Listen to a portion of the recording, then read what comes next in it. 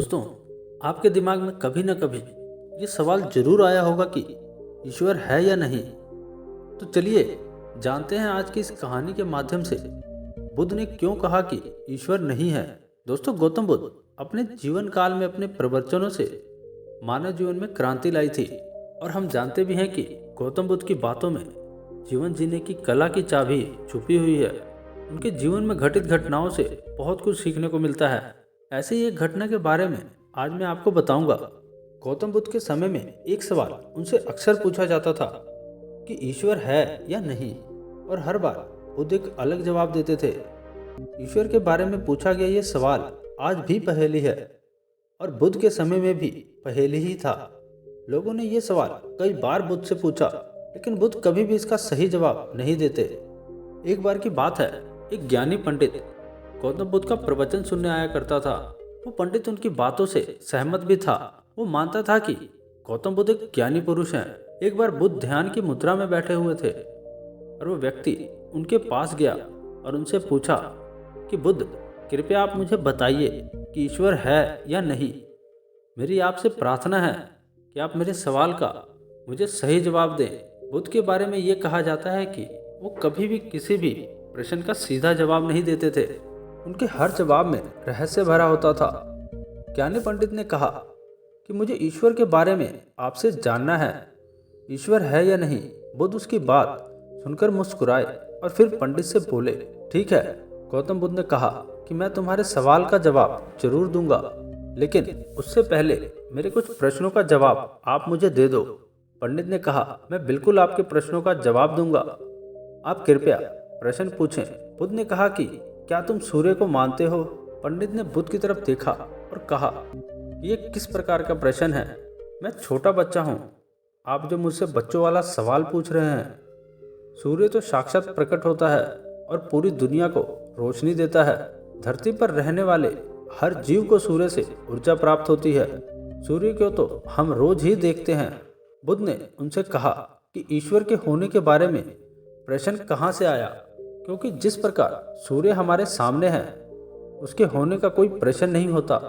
तब ईश्वर के लिए ये सवाल क्यों उठा? ईश्वर को मानने की क्या आवश्यकता है? इसका मतलब तो ये हुआ कि आपके मन में कहीं ना कहीं ईश्वर के प्रति संदेह है, क्योंकि ईश्वर सूर्य की तरह आपके सामने नहीं है। अब ईश्वर को भी बुद्धि से ढूंढने के लिए निकले हो, और बुद्धि केवल उन्हीं बातों को मानती है जो उसके सामने दिखाई देता है, और ईश्वर कभी भी आपको प्रत्यक्ष रूप से सामने नहीं दिखाई देगा।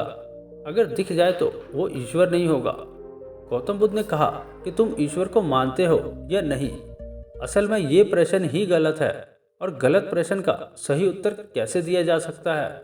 इसलिए अगर इस गलत प्रश्न के पूछे जाने पर और अगर किसी के उत्तर दिए जाने पर, तो वो उत्तर भी इस प्रश्न की तरह ही गलत होगा। पंडित बुद्ध की बात सुनकर थोड़ा भ्रमित सा हो गया।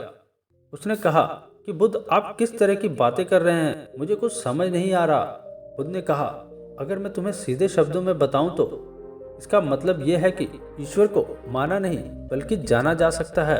अगर तुम मुझसे ये प्रश्न करते कि मैं ईश्वर को जानना चाहता हूँ, तो मैं तुम्हारी मदद कर सकता था, और जिस दिन तुम ईश्वर को जान जाओगे उस ईश्वर की व्याख्या तुम सीधे कभी नहीं कर पाओगे। लेकिन लोगों को ईश्वर के दर्शनों का स्वाद चखने में मदद जरूर कर सकते हो। तुम कभी अपना अनुभव किसी को दे नहीं सकते, लेकिन किसी को अनुभव कराने में सहायता जरूर कर सकते हो। तो दोस्तों, आपने बुद्ध के जीवन की कितनी कहानियां, किस्से सुने होंगे। वहां आपने देखा होगा कि बुद्ध ने कभी भी ईश्वर के बारे में स्पष्ट नहीं कहा, और इसकी वजह से कई बार बुद्ध के ऊपर उंगलियां भी उठी। लोगों ने यहाँ तक कहा कि बुद्ध कुछ भी नहीं जानते, क्योंकि बुद्ध इस तरह के प्रश्नों का ठीक से उत्तर कभी नहीं देते थे।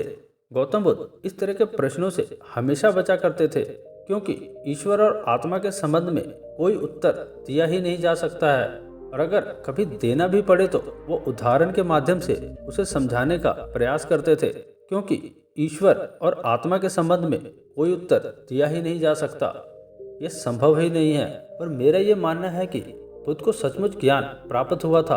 वो ईश्वर का अनुभव कर चुके थे, और कोई भी व्यक्ति जो इस अनुभव को प्राप्त कर चुका हो वो कभी भी ईश्वर के बारे में या ज्ञान के बारे में सीधा सीधा कभी नहीं बताता।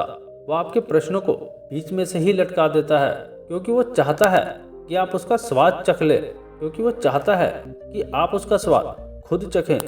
गौतम बुद्ध ने कभी वो गलती नहीं की जो आज के कुछ धर्म गुरु कर रहे हैं।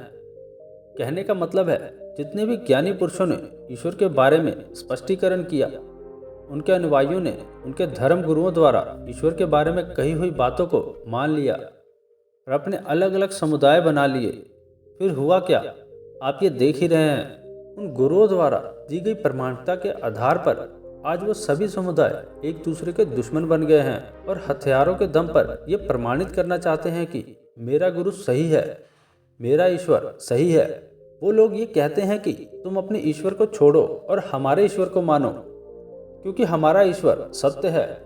अगर कोई व्यक्ति ईश्वर की सीधी व्याख्या कर देगा तो अज्ञानियों की भीड़ उसकी बातों को मान लेगी। वो भी ईश्वर का अनुभव कभी नहीं करेगी। वो भीड़ तो केवल आपकी कही गई बातों के आधार पर किताबें लिख देगी और हाथ में तलवार लेकर चल पड़ेगी कि हम अपने समुदाय को बढ़ाएंगे और धर्म को बढ़ाएंगे, प्रचार प्रसार करेंगे। शायद बुद्ध इस बात को जानते थे, इसलिए उन्होंने कई बार ईश्वर के वजूद को नकारा। उन्होंने ऐसा इसलिए किया कि आपकी प्यास और गहरी हो सके, आप उसको जानने के लिए उतावले हो जाओ। अगर बुद्ध ईश्वर के बारे में सीधे सीधे कह दे तो भीड़ आसानी से उनकी बात मान जाएगी। और ऐसे ही हमने धरती पर ना जाने कितने ही ईश्वर और भगवान को जन्म दे दिया है। ऐसा लगता है कि ईश्वर के मनुष्य को नहीं बनाया, बल्कि मनुष्य ने ईश्वर को पैदा किया है। तो दोस्तों, गौतम बुद्ध की इस कहानी से हमें क्या शिक्षा मिलती है कि भगवान को मानना नहीं बल्कि जानना चाहिए और उसका अनुभव लेना चाहिए। ईश्वर को जानने के लिए सिर्फ एक ही रास्ता है और वो है ध्यान। ध्यान में जितनी गहराई से जाओगे उतना ही तुम्हारा ईश्वर के प्रति अनुभव होता चला जाएगा और तुम्हारे सभी प्रश्नों के उत्तर भी तुम्हें मिल जाएंगे। तो दोस्तों, आशा करता हूँ कि ये कहानी आपको बहुत कुछ सिखा गई होगी।